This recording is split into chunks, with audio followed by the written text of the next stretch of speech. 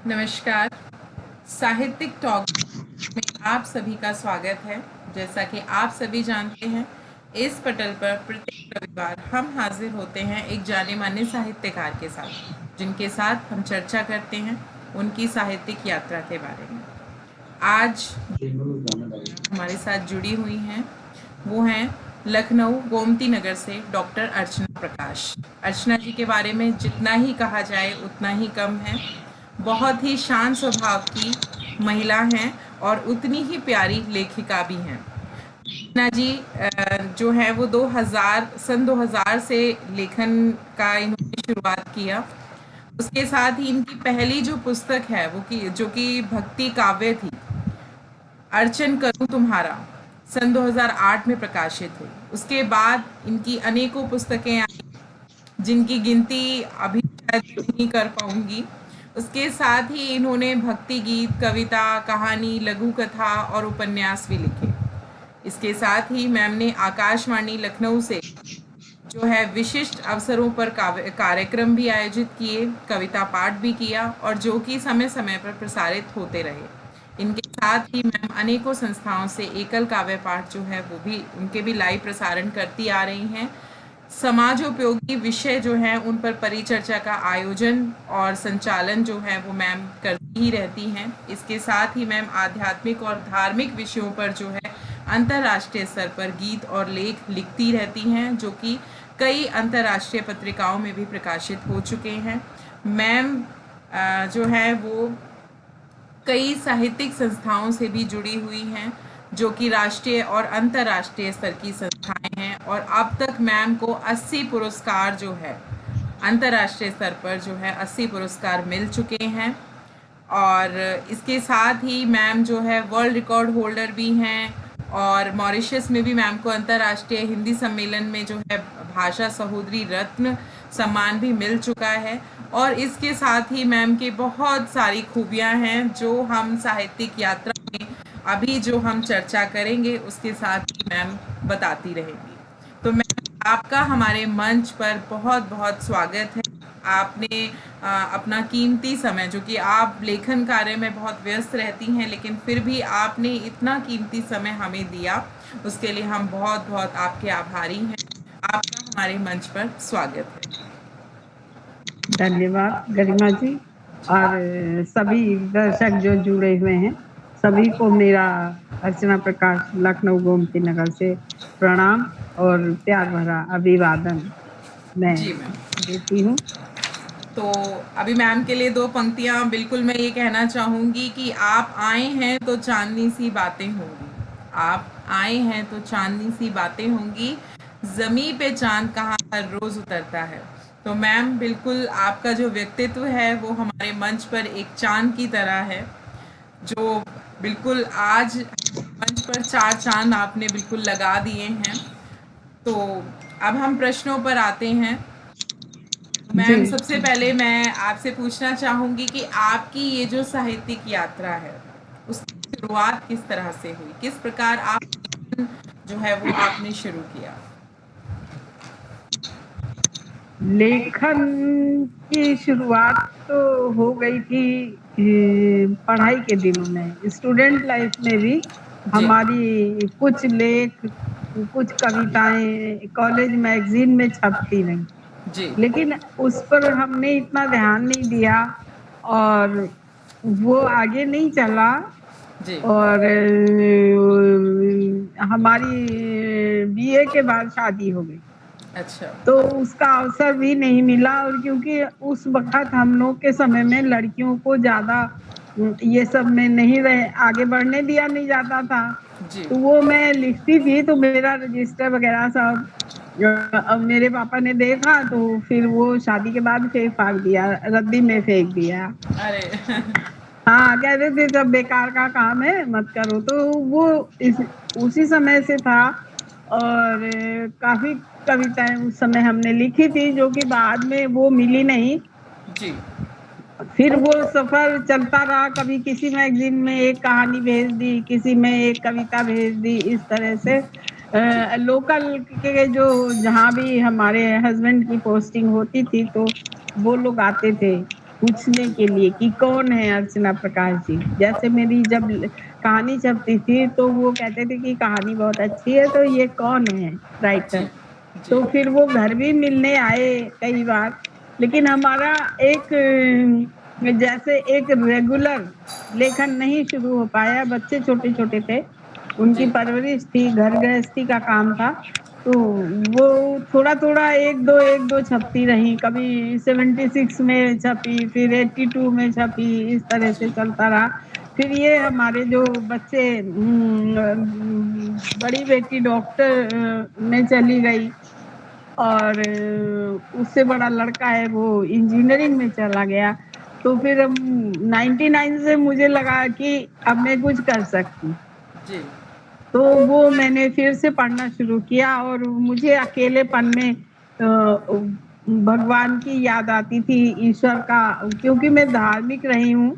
हमारे के परिवार में जहाँ हमने जन्म लिया, जी तो वहां पर सभी लोग बहुत ही, जैसे नवरात्रों का व्रत है तो पूरा घर रहता था, छोटे छोटे भाई बहन भी व्रत रहते थे और जी पूजा पाठ में बैठते थे। तो वो रही हूँ बचपन से धार्मिक, तो मुझे बच्चों की कमी खलती थी, तो फिर मैं भगवान का ध्यान करती थी। तो इस तरह से भगवान के कुछ गीत आने लगे, जी और वो गीत हमने सुनाए, भजन संध्याओं में सुनाया। और मोहल्ले में जैसे लेडीज की गोष्ठी हो रही है, बैठक हो रही है, किटी हो रही है, तो हमने किटी में भी सुनाए हैं गीत।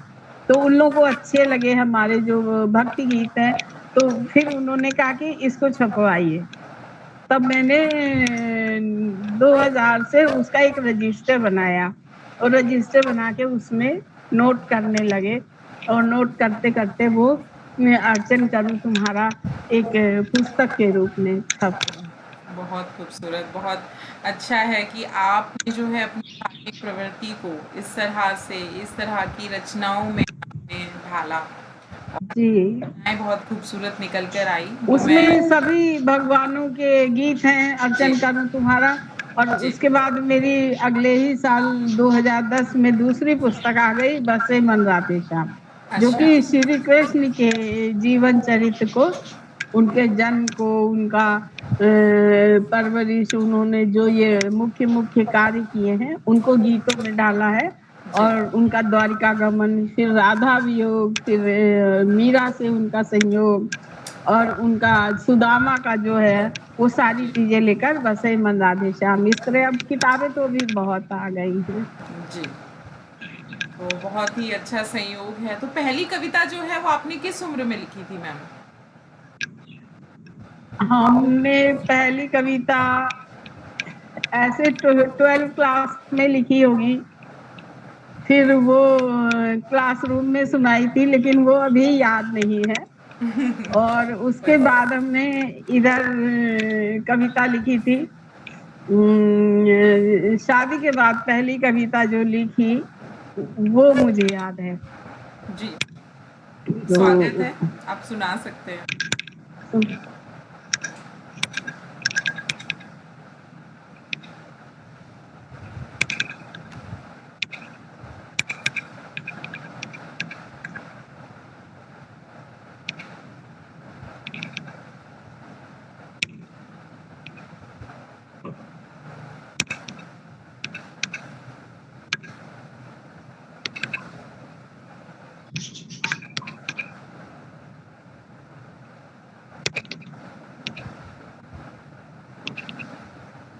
ये कविता इस तरह से है कि मुझे लगा कि मेरा मतलब शादी के बाद अब कुछ कर नहीं पाऊंगी, मुझे जॉब का बहुत क्रेज था, सब कुछ था। तो उस परिप्रेक्ष्य में ये कविता है।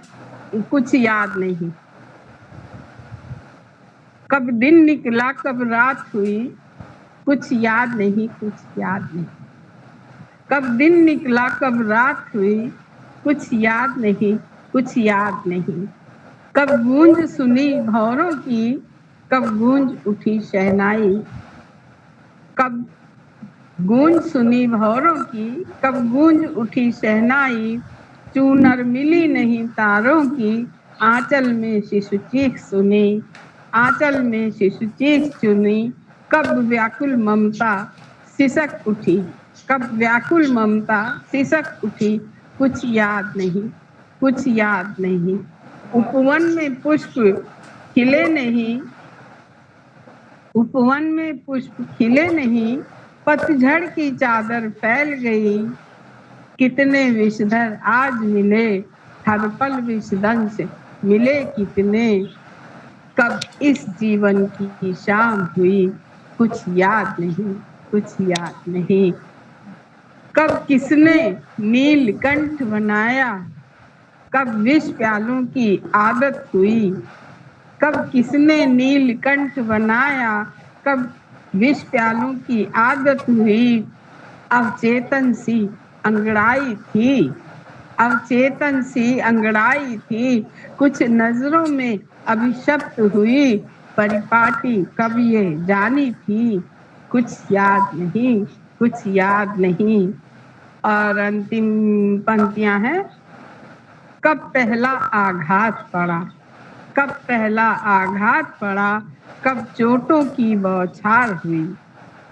कब पहला आघात पड़ा, कब चोटों की बौछार हुई। कितने चीर हरण हुए हर दिन, कितने चीर हरण हुए हर दिन। देखे प्रेम छलावे कितने, कब वेदना भी चीख उठी। कुछ याद नहीं, कुछ याद नहीं। ये मेरी सबसे पहली कविता है। बहुत खूबसूरत। और एक गृहिणी जो है उसके जीवन की, एक स्त्री के जीवन की बिल्कुल मार्मिकता का बहुत अच्छे से आपने बहुत अच्छे से उसको दर्शाया है। और बड़ा ही मार्मिक चित्रण आपने किया है। बहुत सुंदर, बहुत खूबसूरत आपकी कविता है।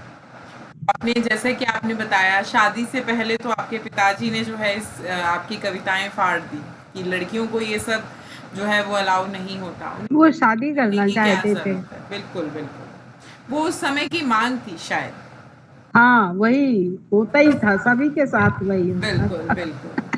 तो अब जो है मैं ये प्रश्न आपसे पूछना चाहूंगी कि शादी के बाद आपके परिवार का कितना सहयोग रहा आपके लेखन में?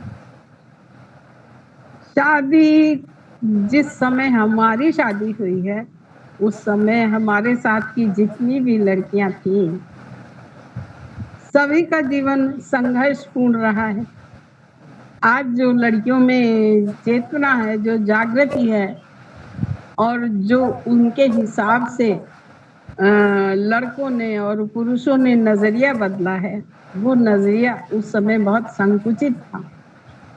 इतना संकुचित था कि उनको पढ़ने के लिए आजादी नहीं दी जाती, उनको कुछ भी करने के लिए, नौकरी के लिए आजादी नहीं दी जाती थी। लोग मतलब बहुत अच्छी नजर से नहीं देखते थे कि क्यों नौकरी करें, चाहे ये तंगी हो चाहे कुछ भी हो।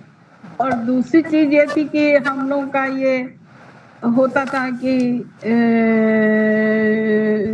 कुटुंब, जॉइंट फैमिली में रहना होता था, तो संघर्ष तो होते ही हैं। और सिखाया ही जाता है कि भाई वहां जाके चुप रहना, वहां जाके विरोध मत करना। तो वो मुझे काफी लंबे समय तक संघर्ष रहा, लेकिन धीरे धीरे सब ठीक हो गया। और हमने पढ़ाई भी अपनी कर ली, हमने प्राइवेट करके एमए किया, हमने फिर होम्योपैथी में डिप्लोमा किया, हमने बहुत सारे चीजें करी। और हमने घर में क्लासेस खोल के गरीब बच्चों को सिलाई कढ़ाई वगैरह भी सिखाते थे, और हमारे बच्चे भी पढ़ते थे। और हमने कॉन्वेंट स्कूल्स में प्रिंसिपलशिप भी की है। तो वो रहता है। देखिए, कहीं भी आप खड़े होंगे तो जब एक नारी की बात आती है तो आपको बिना सहारे के, बिना किसी समर्थन के खुद को प्रूव करना होता है, साबित करना होता है कि हाँ मैं हूँ। अपने अस्तित्व को आगे बढ़ाना पड़ता है। किसी से आप मदद की यदि आप रखते हैं आशा, तो फिर वो कहते नहीं है। देखिए, बिना त्याग के, कुर्बानी के तख्त तो ताज नहीं मिलते, और किस्मत का इंतजार करने वालों को उतना ही मिलता है जितना मेहनत करने वाले छोड़ देते हैं। बिल्कुल, बहुत सही बात कही है आपने। बिना मेहनत के बिना सपने देखे हमें कुछ नहीं मिलेगा। तो इसके साथ ही जैसे कि आप एक टीचिंग जॉब में थी, तो वो अपने आप में ही अध्यापक होना अपने आप में ही ऊर्जा और समय मांगता है। आपकी बहुत सारी ऊर्जा जो है स्कूल में ही लग जाती है, बच्चों के साथ ही लग जाती है, उसके साथ आपका पारिवारिक जीवन, और फिर जिम्मेदारियां ऐसी होती हैं, संघर्ष अपना है। इस सब के साथ आपने लेखन जो कार्य है वो किस तरीके से आपने जारी रखा, आपने लेखन किस प्रकार कर पाई? लेखन के लिए देखिए वो एक एक झरना होता है जो उसके मन से फूट के निकलता है। उसके लिए आपको अलग से समय की आवश्यकता नहीं है, अलग से उसके लिए मेहनत, सिर्फ कलम और कागज होने चाहिए, 2 चीजें होनी चाहिए, और संवेदनशीलता। जो संवेदनशील व्यक्ति होगा वो हर परिस्थिति में कुछ ना कुछ ढूंढ लेगा लिखने के लिए, चाहे कविता, चाहे कहानी, या हास्य या व्यंग्य, कुछ भी मिलता रहता है। आप कहीं भी जाइए, हम घर से निकलते हैं और जब लौटते हैं तो वापस आने तक कम से कम 1 दर्जन कहानियां हर जगह मिलती हैं। बिल्कुल, बहुत अच्छी बात है। और संवेदनशीलता बिल्कुल एक लेखन के लिए जो है बहुत ज़्यादा ज़रूरी है। अगर हम लिखना चाहते हैं तो संवेदनशील होना बहुत ज़रूरी है। तो मैम, अगला सवाल मैं ये पूछना चाहूँगी, जैसे आपने भक्ति जो है उस पर बहुत ज़्यादा लिखा है, अध्यात्म पर लिखा है, तो इसके अलावा और कौन से ऐसे विषय थे जिस पर आपकी जो रचनाएं हैं वो केंद्रित रही? मैं मूलतः नारी विमर्श की लेखिका हूँ, और क्योंकि मैंने संघर्ष किया, मेरी माँ को भी मैंने संघर्ष करते हुए देखा। मेरी आयु बहुत कम थी जब उनका स्वर्गवास हो गया, तो उनका भी संघर्ष मैंने देखा, और उसका भी मेरे मन पे बहुत गहरा असर रहा कि मतलब वो गांव की महिला थी और उनको मतलब ऐसे घूंघट में रहना, ये सब चीजें होती थी उस वक्त। तो मूलतः मुझे जो नारी की जो पीड़ा है, वो उसकी सुलगन, उसकी भटकन, उसकी उलझन, ये हमारे लेखन के मुख्य विषय हैं। कविता में भी, कहानी में भी और उपन्यास में भी।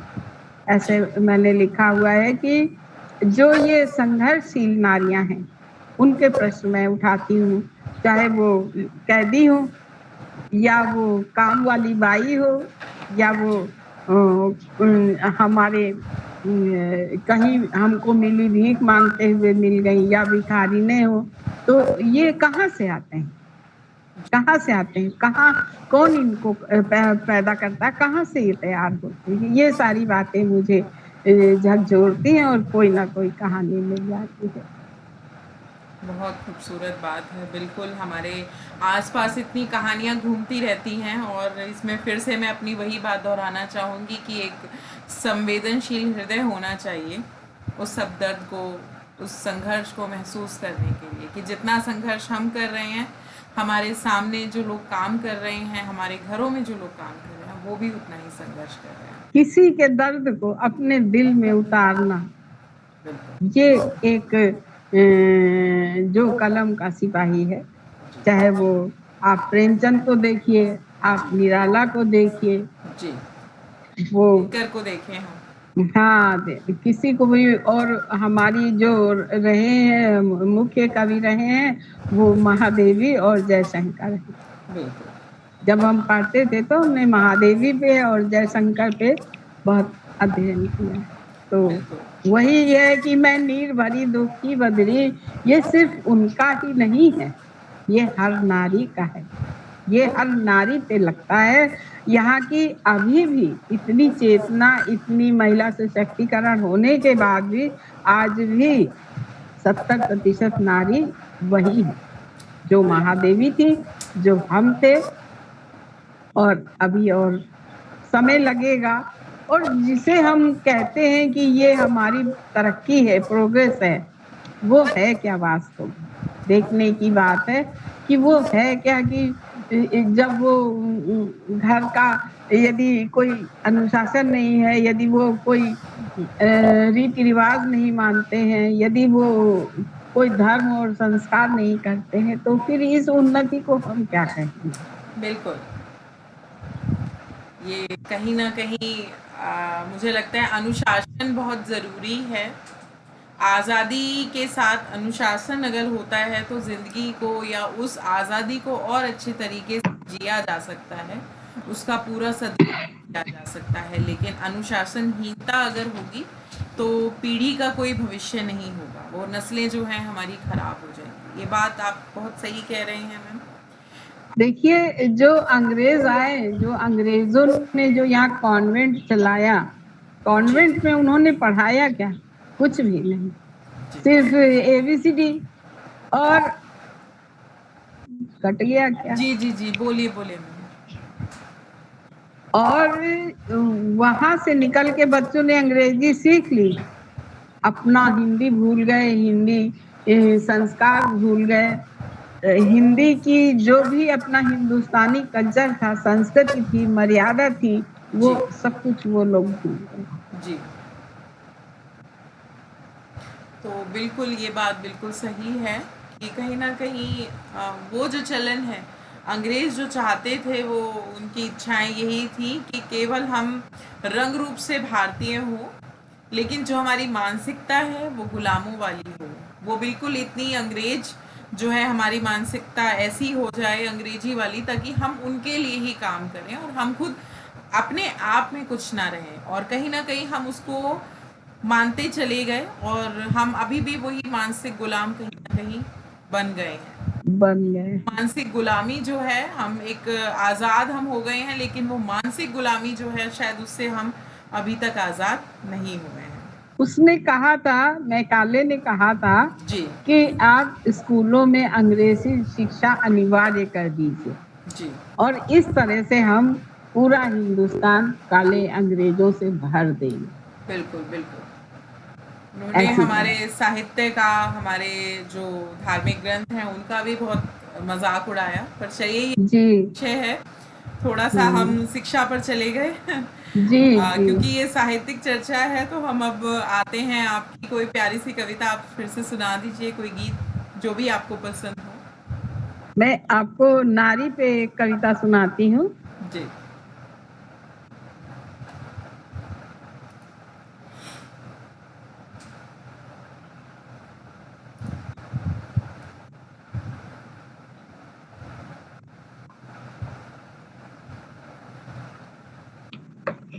अभी बहुत महिला सशक्तिकरण की बातें हो रही हैं, और बहुत सारी लड़कियों ने ये कर रखा है कि जैसे हम शादी करेंगे तो घर का काम नहीं करेंगे, ये वो सब बातें होती रहती हैं। तो आप ये देखिए कि अतीत से लेके वर्तमान तक नारी का क्या है, नारी क्या है।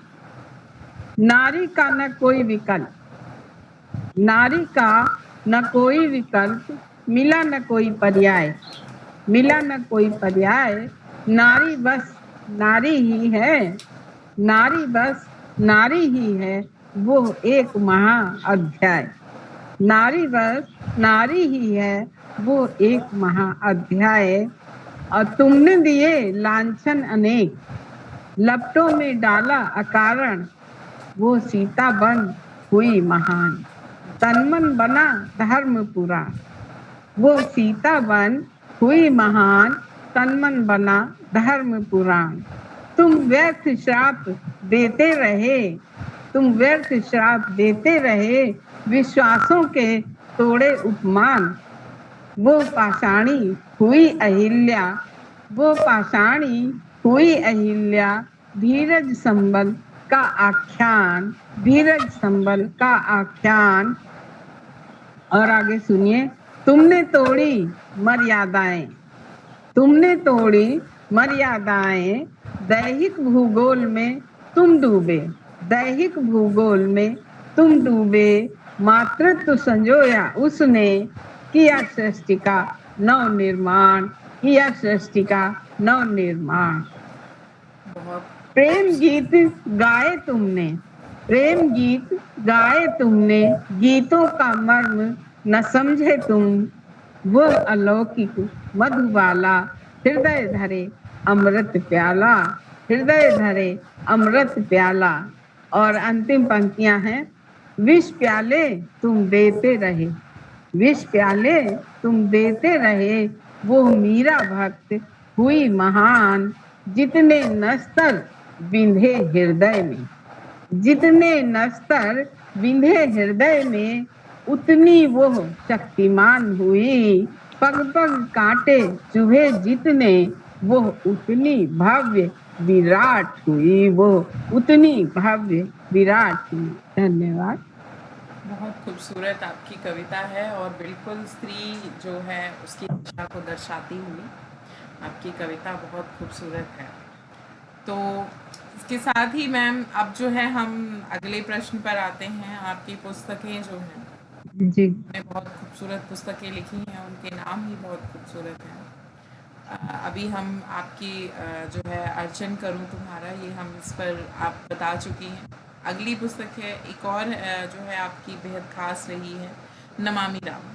उसके बारे में आप थोड़ा सा हमारे दर्शकों को बताइए। जब से हमारे मोदी जी प्रधानमंत्री हुए हैं तो राम मंदिर और राम को लेकर पूरा हिंदुस्तान जी गर्व हो गया है। बहुत हर जगह राम राम राम की चर्चा हो रही है।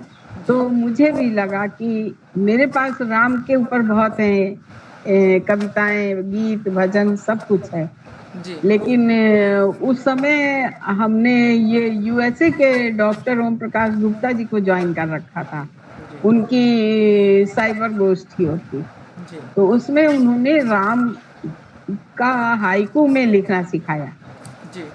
तो मैंने हाइकू हाइकू क्या होती है मैम, हमारे दर्शकों को बताइए। हाइकू शायद वो लोग नए हैं, उन्हें नहीं। अच्छा, हाइकू ये जापानी विधा की कविता है जी और इसमें 3 लाइनों में आपको अपनी पूरी बात कहनी होती है। पहली लाइन में 5 वर्ण होते हैं, दूसरी में 10, 7 होते हैं और तीसरी में फिर 5 होते हैं। तो इस तरह 17 वर्णों में आपको एक बात कहनी होती है। ये जापान की विधा है और हाइकू बहुत मारक होते हैं। हाइकू में उन्होंने लिखवाई, पूरी राम की पूरी कथा लिखवा दी। तो उसमें हमने सहयोग किया था उनको। राम विवाह और राम का बाल्यकाल हमने हाइकू में लिख के दिया। हाँ, और सीखा भी उन्हीं से था हाइकू। तो फिर मुझे लगा कि राम का जो वनवास है, राम का जो राज्याभिषेक है, कैकेयी से उनका जो संवाद है, ये सारी चीजें मैं हाइकू में फिर मैंने लिखी। और ये मेरी हाइकू की पहली पुस्तक है यहाँ यूपी में। नमामि रामम राम हाइकू पुस्तक है, जो अयोध्या राम जन्मभूमि को और मेरी दादी सास को समर्पित है। बहुत खूबसूरत, बहुत जी प्यारी आपकी कविता है। इसके साथ ही मैम आप अंतर्राष्ट्रीय स्तर पर भी बहुत सारे प्रोग्राम्स में जा चुकी हैं। तो उनमें से मुख्य कौन कौन से हैं, या ऐसे जिनमें आप जो बहुत आपके लिए स्पेशल रहे हों? अभी देखिए, राम के बाद में एक पुस्तक लिख रही हूँ, सनातन वाणी। जी और एक पुस्तक मेरी प्रेस में है, योग माया पराशक्ति सीता। ये मेरी प्रेस में है। और सनातन वाणी में हम आध्यात्मिक लेखों का संग्रह है, यज्ञ का महत्व और अद्वैत संस्कृति में, लोक संस्कृति में अद्वैत का महत्व। जी इस तरह से बहुत सारे हैं। सुख और दुख क्या है, ज्ञान क्या है, व्रत उपवास क्या है, पूर्णिमा क्या है। बहुत से लोग नहीं जानते हैं कि ये हमारी तिथियां क्या होती हैं। तो ये जो सनातन संस्कृति है, इससे जो जुड़े हुए सारी बातें हैं, वो सनातन वाणी लेख मेरा तैयार हो रहा है। वो मैं अगले महीने दे दूंगी प्रकाशन के लिए। और योग माया पराशक्ति सीता, वो सीता पर पुस्तक है। सीता का अभ्युदय, सीता की रामायण में स्थिति और सीता की पूरे विश्व में स्थिति, ये सारी बातें उसमें। सीता का हनुमान जी के साथ, सीता का राम के साथ, सीता का अयोध्या के राजमहल में और राजा जनक जी और सीता स्वयं ने क्या किया, योग माया पराशक्ति सीता। तो इस तरह से सीता की अद्वितीयता, सीता का विराट रूप और सीता का भव्य रूप उसमें चित्रित करने की वो गद्य में है आलेख। बहुत खूबसूरत है और इसके लिए बहुत बहुत बधाइयाँ आपको, शुभकामनाएं कि जितनी खूबसूरत आपकी किताब है और हमारी बहुत बड़ी इच्छा है और बहुत शुभकामनाएं हैं कि ये है नमामि हाँ, राम। बहुत तो राम का लिखा था, तो उसके बाद ये लगा कि सीता जी पर भी कुछ लिखूं, क्योंकि हमारी जो सनातन संस्कृति है उसमें सिया राम चलते हैं, पहले सीता फिर राम, बिल्कुल तो सीता पे लिखना आवश्यक हो गया। बिल्कुल, बहुत ही खूबसूरत बात है मैम, और आपने बहुत प्यारा आपने लिखा भी है, मैं आपको सुन भी चुकी हूँ। तो अब इसके साथ ही अगला प्रश्न आता है हमारा कि आपकी इतनी लंबी साहित्यिक यात्रा में जी ये बहुत अच्छी भी रही है, बहुत सफल रही है, और कहीं ना कहीं जब हमें लगता है कि हम बहुत सकारात्मक लिख चुके हैं और लोग जो आज के समय की मांग है उसके हिसाब से हमने लिख लिया है, तो कहीं ना कहीं वो बहुत पॉजिटिव हो जाती है, वो सफल हो जाती है। तो इस सफल यात्रा में फिर भी कहीं ना कहीं कुछ ऐसा रहा होगा जो आप महसूस करती होंगी कि आपसे छूट गया। तो हम ये जानना चाहते हैं कि इस पूरी साहित्यिक यात्रा में ऐसा क्या रहा जो आपसे छूट गया, जिसके लिए आप महसूस करती हैं कि ये होना चाहिए। देखिए, हमारे दिमाग में, हमारे मन में जब 100 भावनाएं आती हैं जी तो हम 10 को लिख पाते हैं। बिल्कुल। कभी वक्त की कमी होती, कभी परिस्थितियों की नजाकत होती है, तो वो छूटता तो रहता ही है प्रतिदिन। और आपका जो जीवन है, जो वैवाहिक हो या विवाह से पूर्व का हो, उसमें भी कुछ ना कुछ प्रतिदिन छूटता भी जरूर है। जब हम पढ़ने जाते हैं, खेलते कूदते हैं, सब कुछ करते हैं, उस वक्त यदि हम ज्यादा मेहनत करते तो और ज्यादा नंबर आते, लेकिन हमको पता ही नहीं था। इसी तरह वैवाहिक जीवन में जैसे आजकल लड़कियां हैं तो वो इंटरव्यू लेती हैं, उसके बाद उन लड़कों से मिलकर तब तब निर्णय लेती हैं कि इनसे शादी करनी है। तो उसके बाद भी वो शादियां सफल नहीं होती हैं कोई कोई। तो छूटने का देखिए, जो छूट गया वो छूट गया। छूटने का काफी कुछ होता है। हमें लगता है कि अगर हम रात को 1 बजे तक काम करते हैं, यदि हम ना सोएं तो हमारी अब तक और 10-15 किताबें होती, और बहुत सारे विषय हैं जो मैं लिखना चाहती हूँ, लेकिन वो पूरे नहीं हो पा रहे हैं। और दूसरी एक बात ये है कि हमने इतना लिखा, हमें लगता है कि हमने बहुत अच्छा लिखा, बहुत सही लिखा, और बहुत प्रशंसनीय प्रशंसाएं भी मिलती हैं, लोग तारीफें भी करते हैं। लेकिन कहीं ना कहीं कुछ लोग तो होंगे जो ये कहेंगे कि हाँ, इसमें ये कमी है, इसमें तो तुलसी निंदक राख ये आंगन कुटी छवाए। तो मैं इस भावना से चलती हूँ कि जो मुझे मेरी कमियों को बता सके वो हमारा अपना है, और मैं बहुत उसको बहुत पॉजिटिव लेती हूँ और सुधार की कोशिश करती हूँ। जीवन है नदी की तरह, पत्थर भी साथ में बहते हैं, कुछ पीछे रह जाते हैं, कुछ साथ चलते हैं। तो ये तो छूटता तो रहता ही है। बहुत कुछ छूट गया। मुझे ऐसा लगता था जब हम पढ़ते थे, हमारी क्लास में हमारे सबसे ज्यादा नंबर आते थे, तो हम सोचते थे हम पीसीएस कर लेंगे, हम सोचते थे हम कलेक्टर बनेंगे, लेकिन हमारा नहीं हुआ। तो वो छूटने वाले को हमें लगता है कि सोचना नहीं चाहिए, उसको छोड़ दीजिए, वो आपके पास नहीं था, आपको भगवान ने नहीं देना था, इसलिए नहीं मिला। और जो मिल रहा है ये हमने सोचा ही नहीं था, इसको हमने सोचा ही नहीं था। बिल्कुल। अभी अभी देखिए, आप दिल्ली से मुझे पूछ रही हैं, कभी जयपुर से, कभी राजस्थान से, और यूएस तक मेरे श्री राम हाइकू छप चुके हैं। तो ये हमने कभी सोचा था? नहीं सोचा था। मिल रहा है, बस यही है, आपको जो मिलना है वो मिलेगा, कोई ना कोई दरवाजा वो निकाल लेगा, और जो नहीं मिला उसके बारे में मैं सोचती नहीं। जो छूट गया वो छूट गया, जो आगे मिलना है आप आगे चलते जाइए, कुछ ना कुछ मिलता रहेगा। बस ये हमारा मानना है, ये हमारा रास्ता है, ये हमारा पथ है, ध्येय है।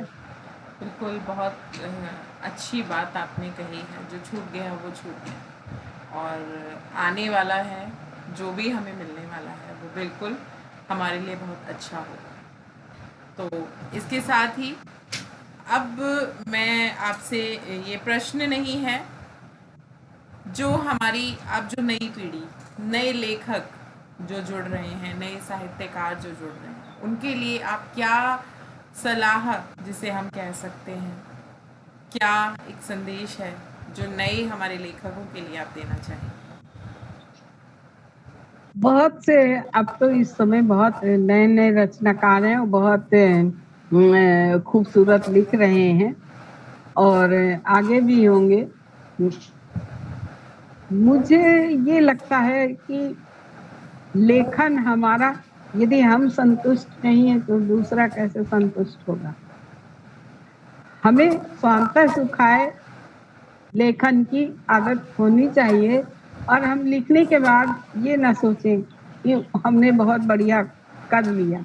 अगर हमने ये सोचा तो वहीं पर हमारा रास्ता बंद हो जाता है। अगर हमको आगे बढ़ना है तो हमें ये सोचना पड़ेगा कि अभी इसमें और कमी है, अभी और आगे बढ़ना। इस तरह से सोपान बनते जाएंगे, इस तरह से सीढ़ियां बनते जाएंगे, और आखिर में हमें सबसे ऊपर हमको ले जाएगा। हमेशा स्वांतः सुखाय लिखना चाहिए, और हमेशा निंदक नियरे राखिए आंगन कुटी छवाए। बस यही दो बातें मेरी जीवन का सूत्र है, और अंतिम सांस तक मेरी लेखनी चलती रहे, चलती रहे। तो जैसा कि अभी हम अपने इस कार्यक्रम के अंत की तरफ बढ़ रहे हैं, तो अब हम चाहेंगे आपकी एक कोई खूबसूरत सी, आप कोई गीत जो है वो हमें सुनाइए, जो भी आपकी इच्छा हो। मैं सुनाती हूँ आपको एक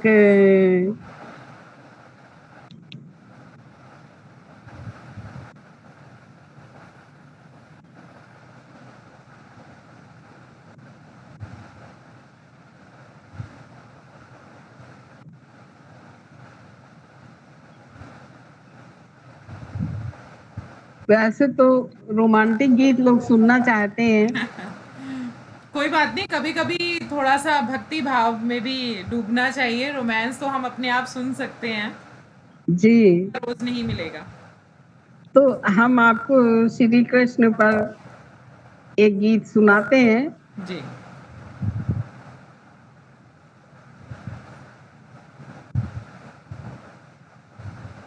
हमारे श्री कृष्ण पे ये भजन है, सुनिएगा। स्वागत है।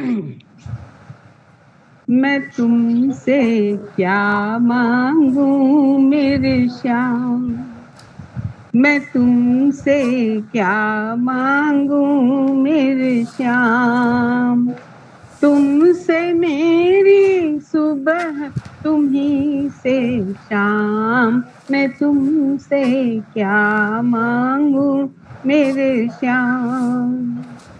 जब जब दुर्दिनी बदरी छाई, तुमने ही तो प्रीत निभाई।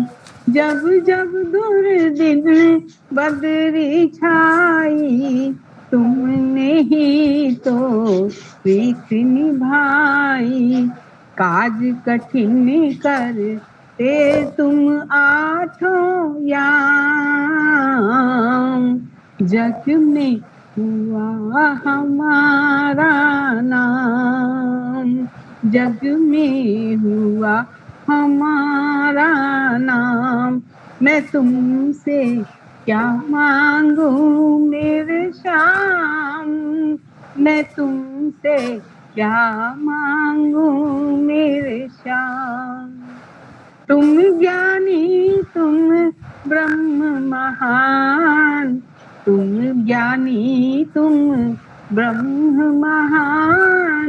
जग में रहते अंतर ध्यान, कौन वेश में सम्मुख आकर कर दोगे सब काम।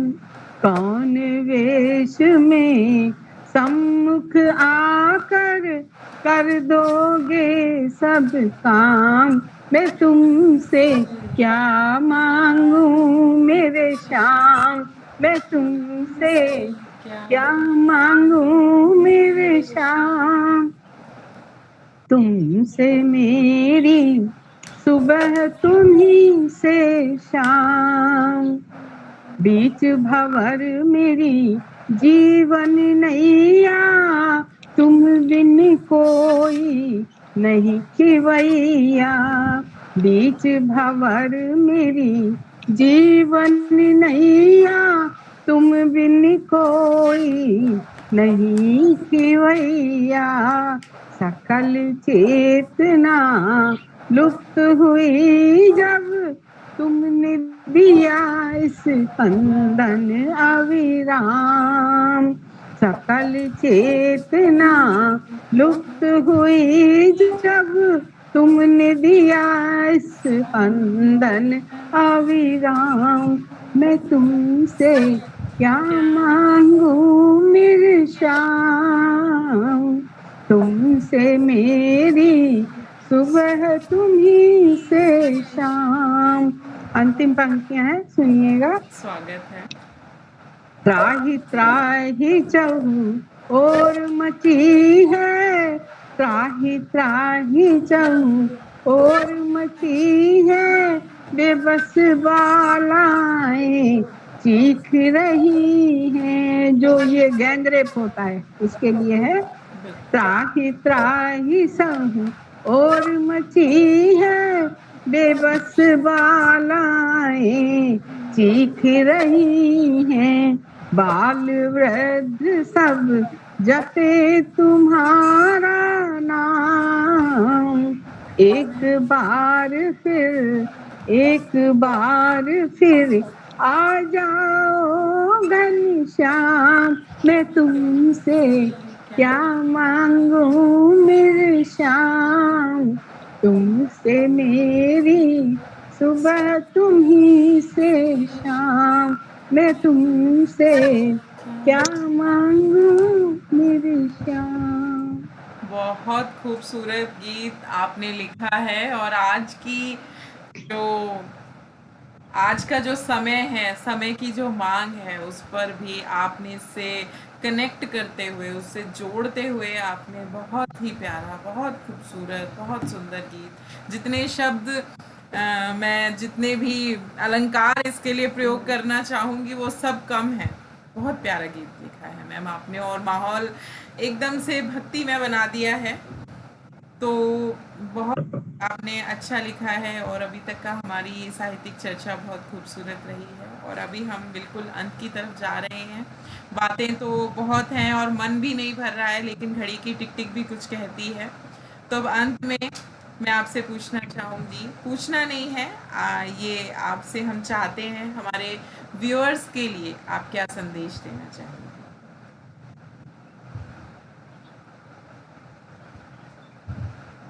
बस